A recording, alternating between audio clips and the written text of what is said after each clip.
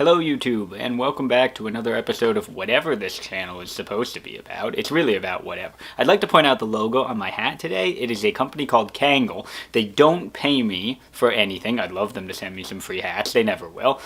They are a British company that makes hats of varieties.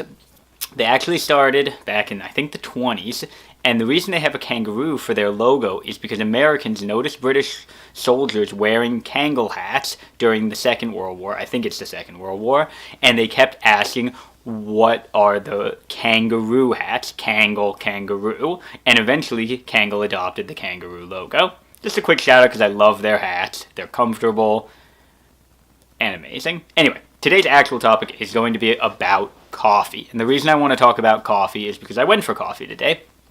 And I want to tackle coffee in two different parts. One is the actual physical coffee itself, and the other is the experience of going to get coffee at a coffee shop. So, coffee itself is introduced to most people poorly. And by poorly, I mean most people, their first cup of coffee is some sort of not very good pre-ground, pre-packaged coffee. Think kind of the cheap Folgers you buy in the plastic tin.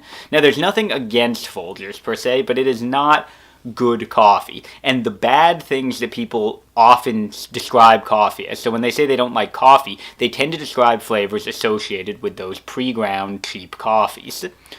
Well-prepared coffee is a totally different experience. Coffee can be prepared a whole bunch of ways, but it's not just whether you make drip or French press or espresso. It's about where the beans come from and how they're prepared. Beans come from all over: Africa, the Caribbean, South America. Most beans tend to come from South America, or at least a lot of them do. Most people drink what are called Arabica beans, which are the more common bean, and so I'll keep there. But regionally, there's different flavors. So, for instance, a Colombian coffee tends to be relatively subtle, kind of the standard coffee flavors. But a Guatemalan coffee can have more fruity flavors to it. I actually had one Guatemalan coffee that was incredibly fruit-like. It finished with an almost berry flavor. It was very interesting. How it's roasted is a huge deal, whether it's a light, medium, or dark roast. How it's ground, depending on how coarse or fine you grind it. These all play a role in coffee, and these are probably the things that make people call coffee drinkers coffee snobs.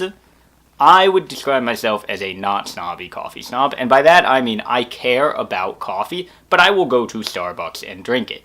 And that brings me to my second point, the experience of drinking coffee.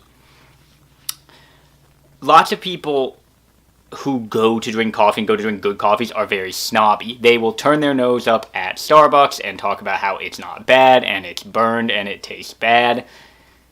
That's a load of crap. Starbucks is fine. I go to Starbucks all the time, and I care pretty deeply about how good my coffee is, but I still like Starbucks.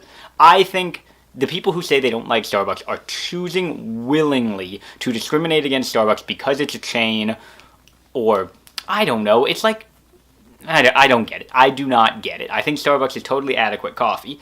That being said, going to a local coffee shop is important for a number of reasons. It's good for the local economy, and more importantly, I think the vibe in a local coffee shop is totally different from a Starbucks.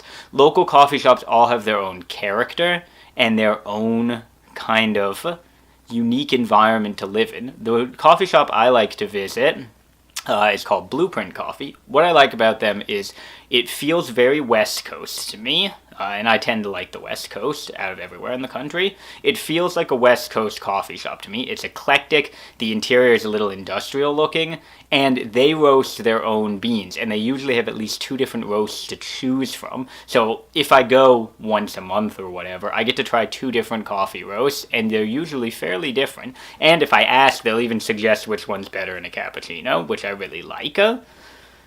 So that's kind of my 4 minutes on coffee and why I think people are coffee snobs when they shouldn't be, and why everyone I think should go out of their way to try a good cup of coffee at least once. I know $4 to $5 is a lot for a cup of coffee, but I firmly believe that a local coffee shop is worth spending that $4 to $5. Why is the camera focusing in and out? I don't know. Okay, I'm back in focus. So now I can say that is all I have to say about coffee. Feel free to ask questions in the comments. I'm a slight wealth of knowledge on coffee, or at least I really like to drink it.